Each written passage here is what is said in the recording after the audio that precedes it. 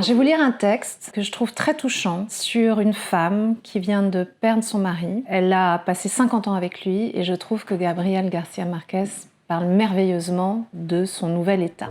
Ce fut l'ultime épisode d'un amer exorcisme grâce auquel elle avait tenté un pacte de conciliation avec son nouvel état. Elle voulait redevenir elle-même, reprendre tout ce qu'elle avait dû céder en un demi-siècle d'une servitude qui l'avait rendue heureuse, certes, mais ne lui laissait, son époux décédé, pas même les vestiges de son identité. Elle était un fantôme dans une demeure étrangère devenue d'un jour à l'autre immense et solitaire, et à l'intérieur de laquelle elle errait à la dérive, se demandant avec angoisse lequel des deux était le plus mort, celui qui était mort ou celle qui était restée. Elle ne pouvait éviter un furtif sentiment de rancœur envers son mari qui l'avait abandonnée au milieu de l'océan. Tout ce qui lui avait appartenu lui arrachait des pleurs. Le pyjama sous l'oreiller, les pantoufles qui lui avaient toujours rappelé celles d'un malade, le souvenir de son image se dévêtant au fond du miroir tandis qu'elle se coiffait avant d'aller dormir, l'odeur de sa peau qui devrait demeurer sur la sienne longtemps après sa mort. Elle interrompait ce qu'elle était en train de faire et se donnait une petite tape sur le front car elle se souvenait soudain qu'elle avait oublié de lui dire quelque chose.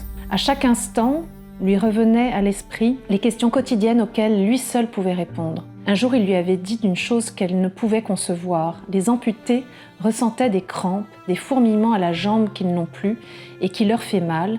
Ainsi se sentait-elle sans lui et le sentait-elle là où il n'était plus. Et moi, j'ai trouvé que ce texte sur la perte de quelqu'un est particulièrement juste.